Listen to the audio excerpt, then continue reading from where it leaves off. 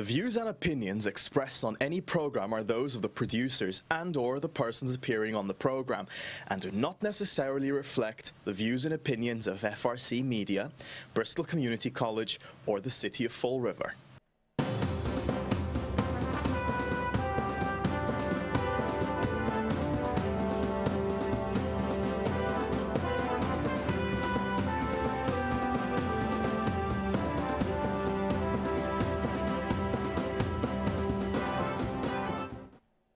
Welcome to Spindle City Straight Talk. I'm Chip. And I'm CJ. And it's Monday in the Rev. And today we will have a guest, but we'll do a short little hit a few things and basically give you the lay of the land for today's show. I don't know, CJ, we've got a news article here that says Waste Zero. Retailers will get purple bag refunds, but not the residents. So again, that taxpayer takes it.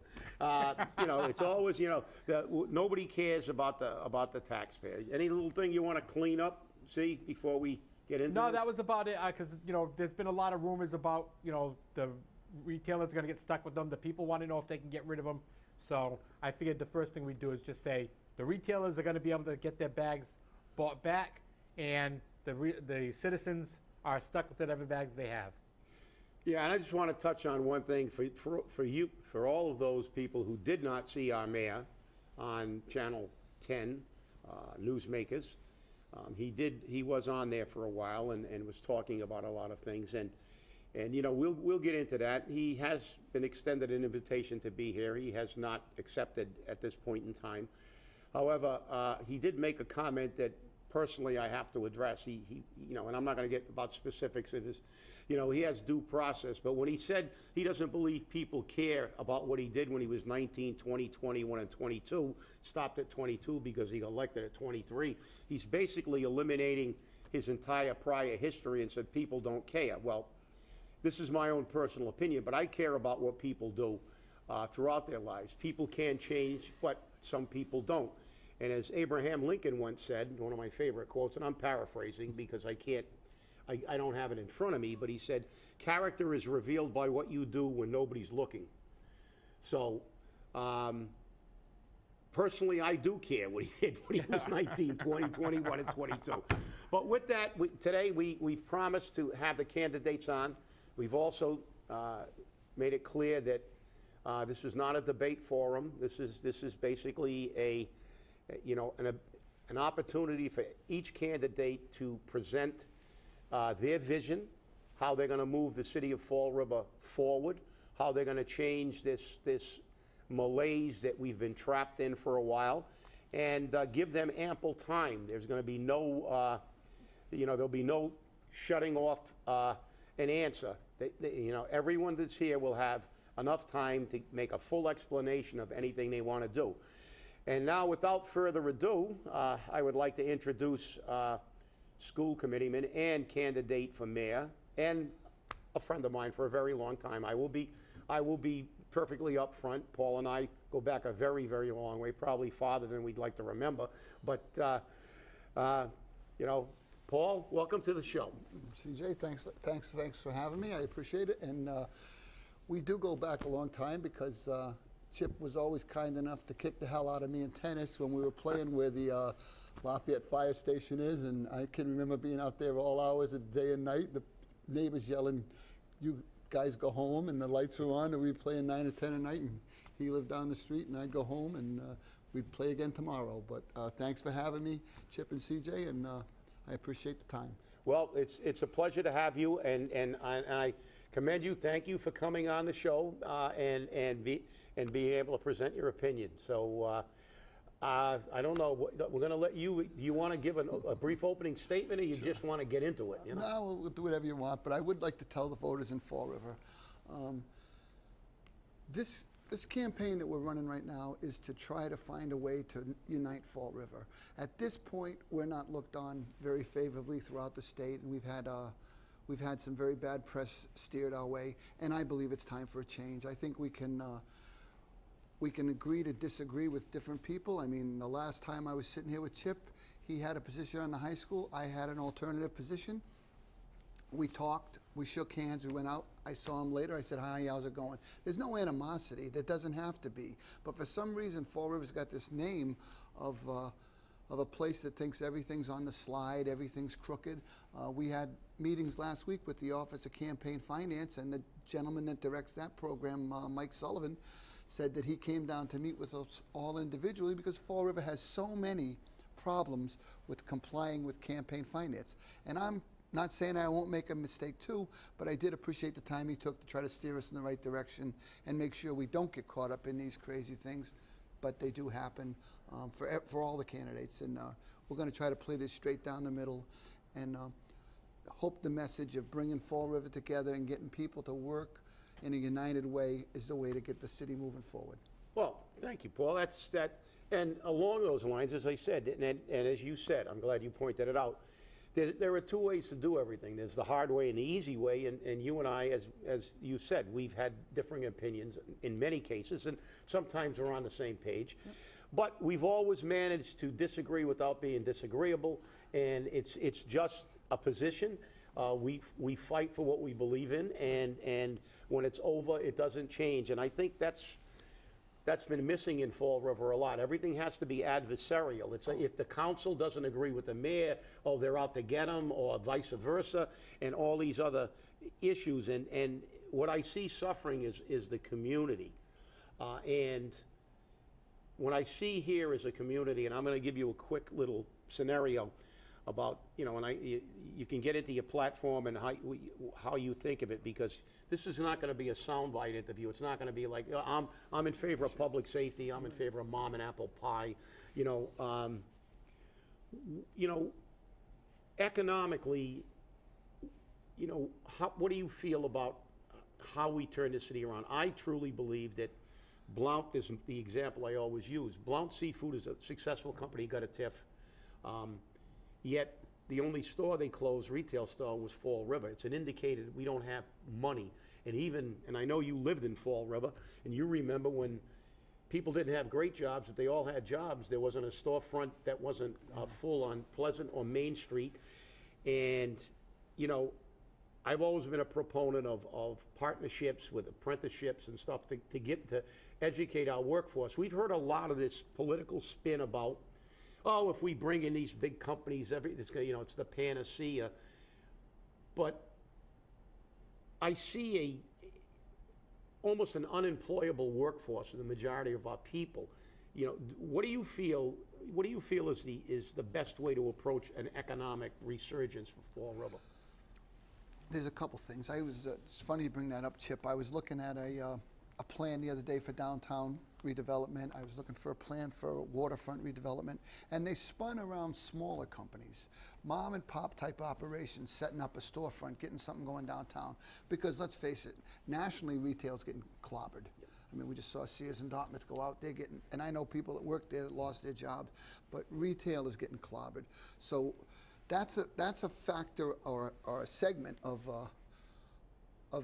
economic development that's going to be very tough to bring back. I mean, a friend of mine, really don't want to tell, owned a little gift shop up in Swansea that was thriving. She closed down because she told me she was sick of being a showroom. She said people were standing in the aisles, and if they liked the shirt you got on and the brand, they'd put it in their phone, and it was $12 on my rack, and it's $10 on Amazon. They'd hit Amazon, go home and have the shirt there. And she said, we're sick of being a glorified showroom. She said, we want to be able to, so now they're going to make it into a chapel and have weddings and do something different. But that's what's going on in retail. As far as, I'll tell you right now, I come from a big family, 11 of us, and we never had a lot of money. But for some unbelievable reason, my father gave me a work ethic. He gave me a work ethic. And you look at the kids that I worked with at Durfee, then when I was on the school committee at Diamond, I don't know how you can instill a work ethic in kids that are going to be, they need that to succeed for the rest of their lives. Whether it's school, whether it's military, whether it's a job, as you brought up, some of my kids that bounced in and out of Amazon or Blount, it's too cold in the freezer, Mr. Coogan, or I got sick of that job. They don't go to another job. They go back out into, as you said, the unemployable people. And how do you flip that? How do you flip that? That's the key to life, Chip. If we can get people that want to work, that want to contribute. I mean, what you were talking about is a perfect example. When we were growing up, my dad works at Quaker. My brother, my cousin works at Quaker. It was like a home for people that had a job in Fall River, a good job, made a living, bought a house, did this. I just remember people telling me that all the time. But that is kind of fading away. And economic development in this race is going to be key. It's something we got to get back on the beam. When the mayor had his personal battle with Froed, he took the gentleman that was running it out, and he didn't have a plan where he said, okay, Chip Kamara's coming in or CJ Ferry's coming in, their experience is this and it's going to be seamless. It was blow it up and we'll punt. And that's what I disagree with. If someone's going to have an economic plan that they can make work for the city, to bring in jobs, to stimulate growth, to get some taxes, and again, the TIFs might be a starting point, but they're not the be-all and the end-all. I mean, you're going to have people that want to work in Massachusetts and want to work hard. I'm not against it, but you got to have a plan. Yeah, well, and that's the key. But as we know, everything is interconnected. You spoke about that, and we hear a lot of people out on the street saying that you know, obviously we have a problem with people coming into the rehab facilities and remaining here, and the people are getting actually recruited to come into the projects. So we haven't, you know, basically we have not expanded our you know, our productive base, which is a way to term it. And we get into TIFs, but the taxpayer, we see a lot of people who worked all their lives, a lot of people moved out of Fall River because they say, well, Fall River's tax rate is fairly low. Well, if you take the ratio of income to taxes, we've got one of the highest. Yeah, we've got one of the highest tax. So, you know, we've seen almost an attitude from all these politicians that terms that we heard when we were younger, like lean government, you know, no frills, and trying to attempt not to make a fee and tax increase every year, to keep money in the pocket, to segue into what you said, keeping these small businesses. You have a plan to create small businesses, but then they can't survive because nobody can, like Blount, you know, they've got a store in Warren, which is like a minuscule compared to Fall River, yet they can actually survive, but their retail part could not survive because fundamentally people in Fall River don't have a lot of discretionary cash. Well, I thought they were moving up to their plant. Well, they moved up to the plant, but they don't have the restaurant thing. But they don't have the restaurant anymore. No. That's good. Okay. But you know, this is the kind of thing I see every day. And you know, obviously on our show we do a lot of statistics and we do a lot of things about, you know, our per capita income and all this other thing. But it has to be a multifaceted plan, as you said. But a plan is critical, and it's hard to put one above the other. It's almost a synergistic where it's more important overall. And you know, I mean, as far as the tenor of your administration, you know, as you said, you were going to have a plan. Oh, yeah. Do you have an intent to be more, as I see a lot in the last few administrations, that everything seems to go to the city council, whether it's the purple bag at the 11th hour. People don't have it to examine, digest, be educated on it. City council doesn't, and to me, it disrupts the process, and it really inhibits our ability to move forward. Well, I think politics, local, national, international, whatever, it's relationships. If you can sit down with someone and have this type of discussion where you leave there shaking their hand and you say, talk to you later, Chip, that's the way to do it. I think the council, you have 9 people. On the school committee, we have 6 people. Just to give you an example of my experience with the present administration, because he and I came in at the same time, he was elected, and he said, I'm going to meet with you guys every so often. He goes, we can't have a quorum, but he said, I'll meet with you in twos. And I think Eddie Costa and I went up there once, maybe twice, and we never met again. I know the council, it's probably similar because that's the way things go, but my position is, if you can keep on a regular diet of talking to people and hearing what they have to say, you know, for example, if I was going to enter into negotiations with the firemen, and I wasn't sure of which way I was going to go, I might pick Chip's brain. And guess what? I may not take a thing from it, but the mere fact that I show him the respect as a former union president and say, how did that go? No, you can't do that with health insurance, Cougs, or you got to do it this way, and you got to make sure. That's fine. I either leave a better person, or I say, what a crock of crap, I'm not listening to that. But I'd rather talk to you first and have a relationship where I can say, okay, because I know you helped me out once on health insurance where we were talking. And I think those are the kind of, whether it's at Rogers or Sherry's or whatever, where you sit down and talk and have a discussion, I think those are the things we need back in the city. We got to unite the city. You can't have 9 councilors going different ways and a school committee, although actually the school committee functions very well, and I don't really have a problem with our present mayor as chairman. I'm not criticizing him for that. I'm criticizing him for the lack of contact and some of the other things we do beforehand. But to sit down and talk with people. You are not making it up. You and I did have a discussion on the health care, and because it was a very misunderstood issue. And then, I took your advice and checked out what you said. You know, but that is the key. But while we're on it, a lot of misinformation. This campaign, it's a unique elections. Recall elections are unique. You don't have a primary. No. You're not going to weed out. You know, it's going to be split, so everybody's vote's important. That's the reason we did it this way. We want everybody to listen to a candidate, listen, be able to judge them on their genuineness and see what they've got and expand on stuff. But while we're talking, I know, you know, it's part of politics. You know, they're going to throw a snowball at the wall and see how much ice sticks to it. But I know you released a position paper on the purple bags, and I don't know if you want to take any time. I'm going to leave it up to you. If you don't, we can go on to something else. We're going to try to have everybody on twice, and we'll get into the nuts and bolts of some of the questions that the people have asked. But we want to, you see, today you're here to give everybody a kind of, to meet and greet Paul Coogan, right, and see, you know, basically what your battle plan is, right, you know. So, okay, let's look at this the way it is right now in the city of Fall River. Purple bags are gone. Purple bags are gone.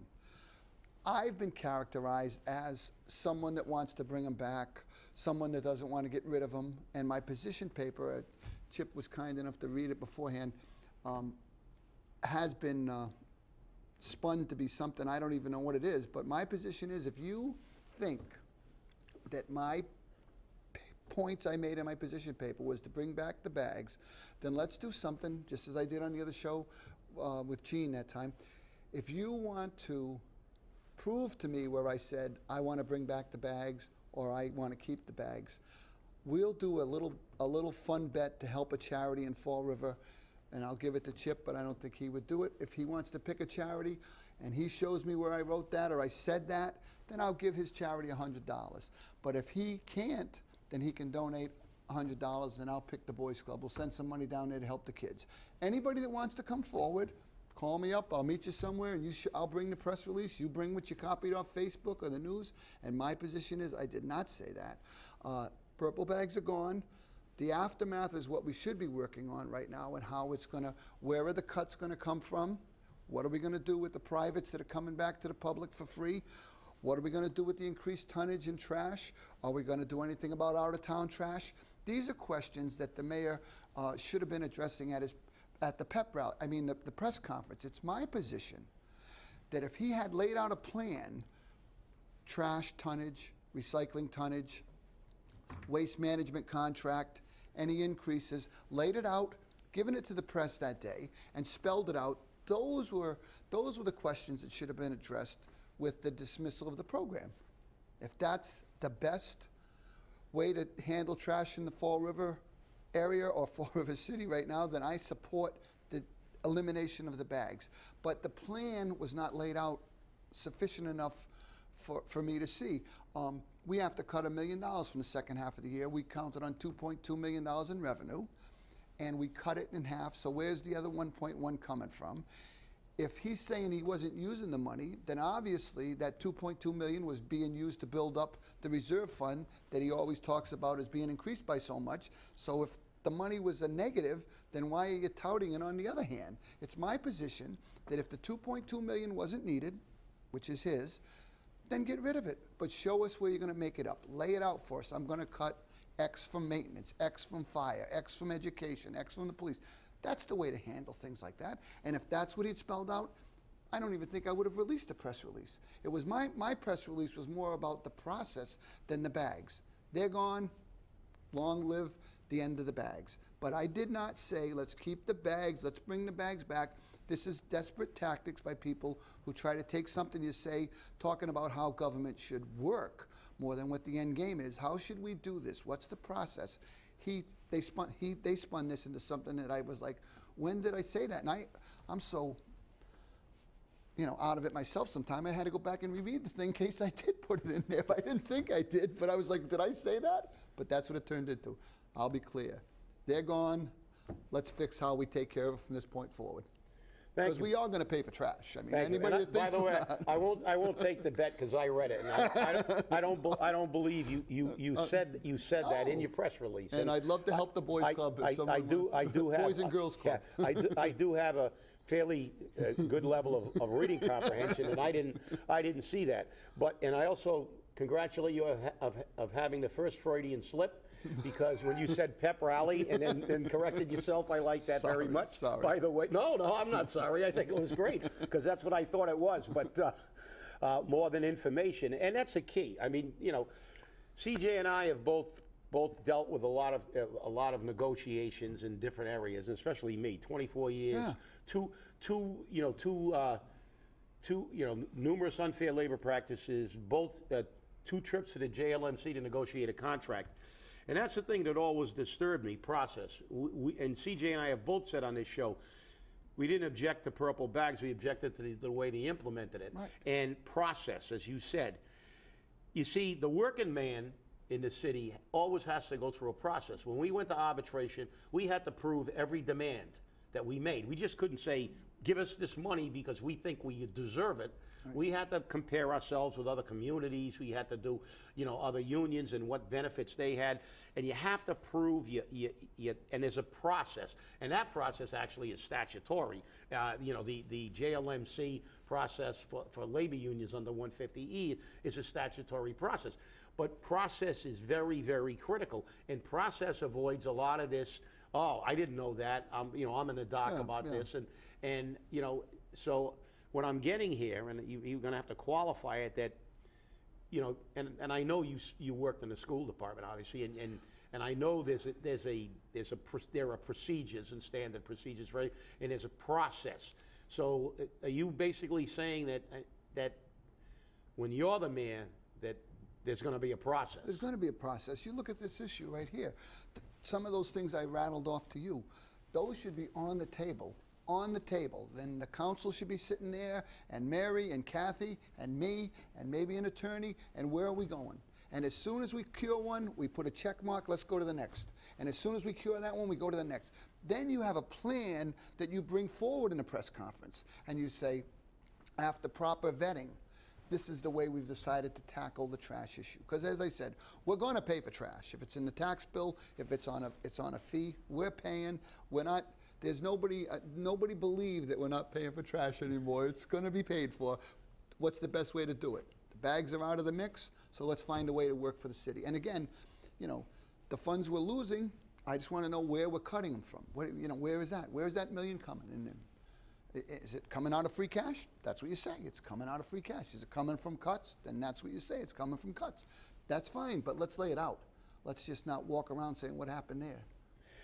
Well, that's good, and I'm very pleased we're getting down to the last 5 or 6 minutes, but we're going to have everybody on again, so be prepared to get a little bit more specific about some of the other things, because I know, and as we said it earlier in the show, we don't want this to be a soundbite, because we're not going to allow anybody to come on and say, I'm in favor of public safety. I'm in favor of mom and apple pie. Well, so is everybody else.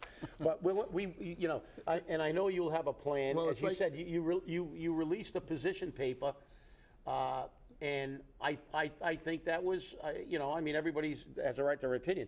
Obviously, politically, it's not because they pick everything apart and they create it. But I think that the fact that you were willing to at least go on record and make a comment about it is a positive. And is there any other major issue that you want to address? Well, you look at, if you, maybe maybe by the next show, which if you get a chance, 'cause I know you guys are whacked out busy, on my website, electpaulcoogan.com, I put 5 position papers up on housing, opioids, education, public safety, and economic development. I put 5 position papers up with again, I'm not going into a detailed plan, but it gives you a basis to come at me and say, what did you mean by line 3 or what 4? That's fair. It's my position that the city, we can turn the city around. We just got to have people talking to each other, working together, and I think that's the way to go. Public safety is a big issue in Fall River, and I know that I can do a better job in public safety at this point. I mean, as a resource for fire, with the guys that are in there now, the police, they took zeros for 2 of the 3 years that this gentleman gave them contract, 0. They're not even worth a 25-cent an hour raise. I mean, are you kidding me? You couldn't give them 0.5% or 1? I mean, and then tout the free cash? Zeros for our police. I mean, and I don't have any problem with them, as you said, giving something back on the other side. But what does that show you?